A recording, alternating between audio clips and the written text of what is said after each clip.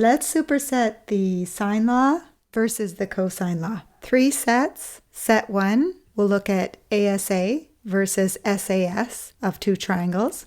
Set 2, we'll look at SSA versus SSS. And set 3, we won't give you the picture of the triangles, SSA versus SSS. We probably should review a little bit. Some of the angles of a triangle is always 180 degrees. If 2 angles are given, we can find the third angle. Pythagorean theorem, if you need the hypotenuse, what you're doing is squaring both legs and adding those squares up, then taking the square root. If you need to find a leg, or the A and the B side, you square the hypotenuse, subtract a leg squared, and then take the square root. We have SOHCAHTOA, and previously, when you've been given 2 values, you can find the third. The yellow, pink, and green triangles all have a missing angle, and we can set up the trig ratios to find that angle and use the inverse button in our calculator. We could also use the ratios to figure out the hypotenuse or to figure out the third side, and also these versions where, again, we're given 2 measurements and we can find the third using the primary trig ratios. All of this information is needed to move yourself forward. First question, we're given an angle, a side, and an angle. And when we have this situation, we can use the sine law. We want to work on finding the third angle first. Our step 1 involves starting with 180 degrees, subtracting 40 degrees, and subtracting 70 degrees. We'll call that angle A. The 40 degrees we'll call B, and the 70 degrees we'll call C. Angle A is going to be 180, subtract 40, subtract 70 equals 70 degrees. Step 2, doesn't really matter if we go for side B or side C. We're given side A is 15, of course. Let's go for side B. Always identify what you're solving for. B over sine B is equal to A over sine A. The B is the unknown. We have sine of 40 degrees equals A 15.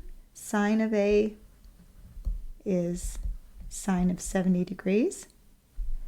B is equal to 15 sine of 40 degrees divided by sine of 70 degrees. Between the 15 and the sine, there's a multiply. We always put the coefficient in the front of the trig ratio. 15 times sine 40 equals divided by sine 70 equals 10.26.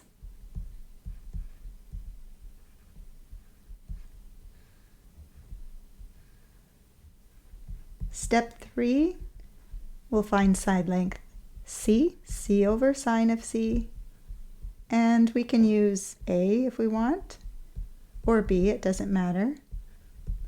For our sine law, side length C is the unknown over sine of 70 is equal to A is 15 and sine of A 70. C is equal to 15 times sine of 70 over sine of 70. These two make 1. C is equal to 15. It's always a good idea to put the question mark to tell people what you're solving for. If you think about the question, we really didn't have to go forward with our solving because we found out that A was 70 degrees. It makes sense that side A and side C were equal. Side A was 15, side C was 15 as well.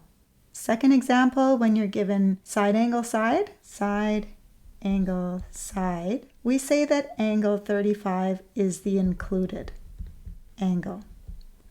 Instead of focusing on the letters in the formula or in the law, think about the included angle. Usually when you write a test, you're given a formula sheet with the cosine law and the sine law written, but it's a good idea to have an understanding of what it all means. Suppose we call the triangle ABC. We know that the side length across A is little a, the side length across angle B is little b, and the side length across angle C is little c. If we label the triangle this way, our formula is great because a squared equals b squared plus c squared minus 2b times c times the cosine of angle A. What this means is the measure of the included angle gets inserted here, and the side opposite of that angle is what we're looking for. We just fill in the b and the c, or the two sides surrounding the angle, right into the formula. Step 1, we'll find side length A. A is equal to, we're not sure, a squared equals b squared, we'll use 30 squared, c squared, we'll use 28 squared, minus 2 times 30 times 28 times the cosine of 35 degrees.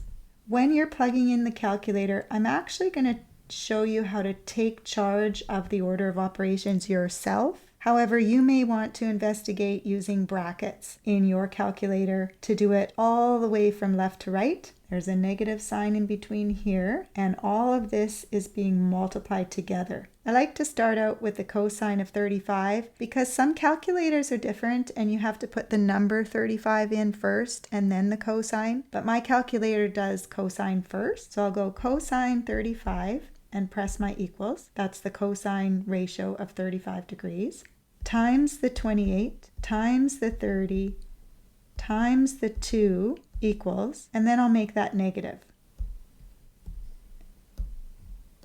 I'll add 28 squared plus 30 squared equals, that value is a squared, and now I need to take the square root of the answer. 17.54. A is equal to 17.54. Keep that value in your calculator because in step 2, we'll need it. Step 2, we'll find angle B using the sine law. Sine of angle B over side length B is equal to sine of A, we know, divided by side length A. Sine of B over 30 equals sine of 35 degrees over side length A, we found 17.54. Sine of B is equal to 30 times sine 35 degrees over 17.54. B is going to be the inverse sine of all of the above. I'm not going to rewrite it. And we get, in your calculator, you might be able to save that value 17.5449, etc. in the memory. Read your calculator instructions to see how you do that. I can just grab it using the arrow buttons.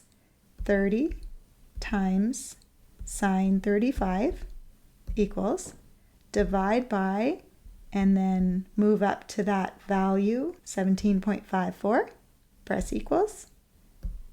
And now I want to take the inverse sine of that. Of course, there are many ways you can plug all this in your calculator. You just have to figure out different ways that you like. I'll show a variety in this video for sure. And we get a 78.74. 78.74 degrees for angle B. Usually you can leave the answer to one decimal place. That's sufficient. Step 3, we'll figure out angle C, and that comes from 180 degrees, subtract the given 35 degrees, subtract 78.74, 180, subtract 35, subtract, find your 78.74, and you get 66.26. I'll go 66.3 degrees for angle C. I'm out of room. We found side length A to be about 17.5.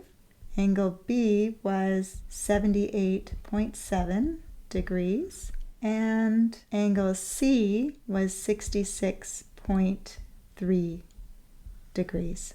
Wow, lots of work here.